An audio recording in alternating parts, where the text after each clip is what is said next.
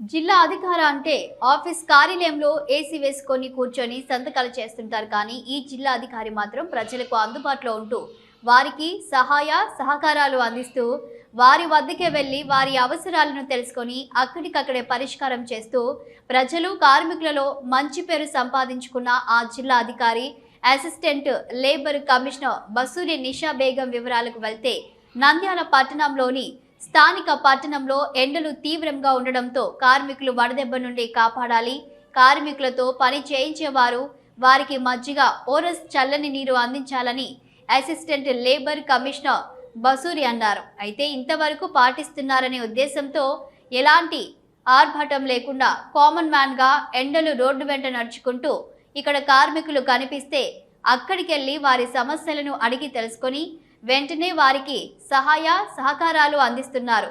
పట్టణంలో పలు చోట్ల గౌండ కార్మికులు ఎండలో పనిచేస్తున్న తీరును చూసి వెంటనే స్పందిస్తూ వారి సూపర్వైజర్తో మాట్లాడుతూ కార్మికులు అంటే చిన్న చూపు చూడవద్దని, వారు లేనిదే మీరు లేరని, ఈరోజు భవనాలు నిర్మించాలని, ఒక కార్మికులని వారికి ఎలాంటి వడదెబ్బ తగిలినా మీపై చర్యలు తీసుకోవాల్సి వస్తుందని వారికి హెచ్చరికలు జారీ చేశారు.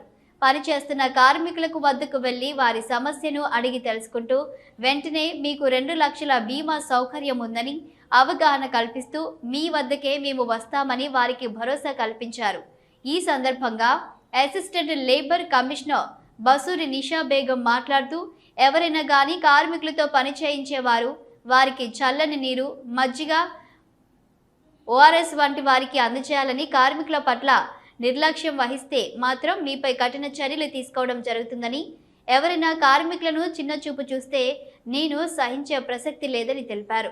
మా కోసం జిల్లా అధికారి వచ్చి మా ఆరోగ్యం గురించి తెలుసుకొని సహాయ సహకారాలు అందించిన జిల్లా అధికారికి కృతజ్ఞతలు తెలిపారు.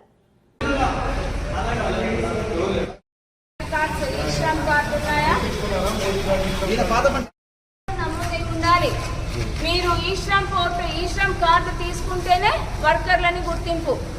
సో గవర్నమెంట్ నుండి వచ్చే స్కీమ్స్కి ఎలిజిబిలిటీ రావాలి అంటే ఖచ్చితంగా మీరు ఈ శ్రమ్లో నమోదు చేసుకోవాలి. దీనికి రూపాయి ఖర్చు లేదు. ఒక ఆధార్ నంబరు, ఆధార్కి లింక్ అయినటువంటి ఫోన్ మీ దగ్గర ఉండాలి. ఎందుకంటే ఆ ఫోన్లో మీకు ఓటీపీ వస్తుంది కాబట్టి.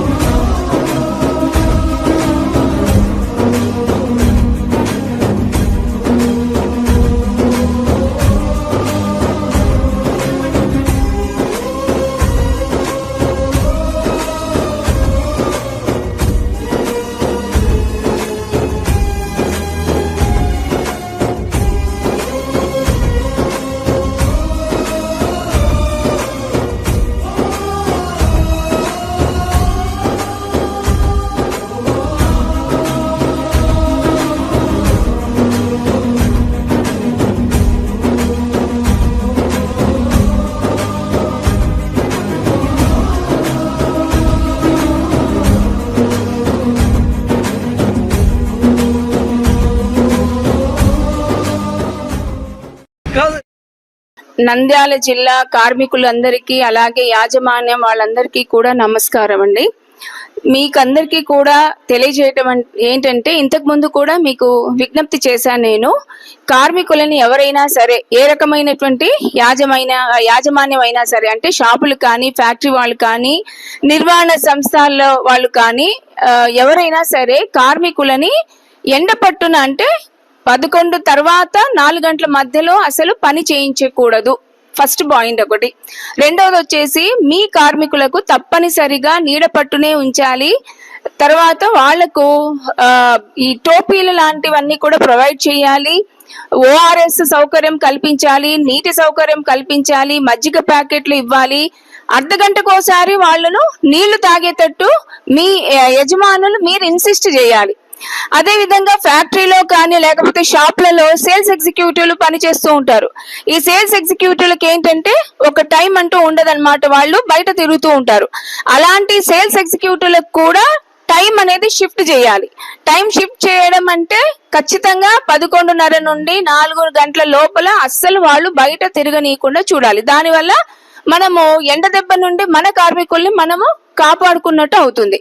అదేవిధంగా ఈ ఫ్యాక్టరీల యజమానులు కానీ, షాపుల యజమానులు కానీ, భవన నిర్మాణాల దగ్గర ఉన్నటువంటి మేస్త్రీలు కానీ, వాళ్ళ కూలీలకు ఈ వడదెబ్బ లక్షణాలు ఏవైనా కూడా కనిపిస్తే ఇమ్మీడియట్ గా ఫస్ట్ ఎయిడ్ చేయాలి, ఇమ్మీడియట్ గా వాళ్ళను హాస్పిటల్ కి తీసుకొని వెళ్ళాలి. వీళ్ళకు ఎక్కువ రెస్ట్, ఈ ఫ్యాక్టరీల వాళ్ళు మాత్రం ఏం చేయాలి అంటే రెస్ట్ ప్రొవైడ్ చేయాలి.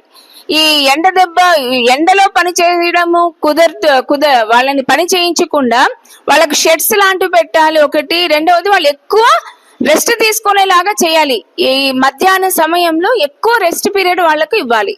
అదే మనకు మీరు టైమింగ్స్ కావాలంటే ముందే 11 పైన పెట్టుకోండి, 4 గంటల తర్వాత పని చేయించుకోండి. కానీ మధ్య పీరియడ్ లో మాత్రం వాళ్ళకు రెస్ట్ ఇవ్వాలి, షెడ్స్ ప్రొవైడ్ చేయాలి, వాటర్ ప్రొవైడ్ చేయాలి, అర్ధ గంటకోసారి నీరు వాళ్ళతో బలవంతంగానైనా తాపియాలి. ఇమ్మీడియట్ గా మీరు మీ సూపర్వైజర్స్ కూడా ఏం చేస్తూ ఉండాలి అని అంటే, ఎవరైతే వర్కర్లకు ఇలాంటి వడదెబ్బ లక్షణాలు అనేటువంటివి కనిపిస్తున్నాయి, సిమ్టమ్స్ మనకు తెలుస్తా ఉంది అన్న వెంటనే మీరు వాళ్ళని ఇమ్మీడియట్ గా హాస్పిటల్ కి షిఫ్ట్ చేసి వాళ్లకు ట్రీట్మెంట్ ఇప్పియాలి. సో వడదెబ్బ వల్ల ఏ కార్మికుడి ప్రాణం అనేటువంటిది పోకూడదు. అలా జరిగితే గనక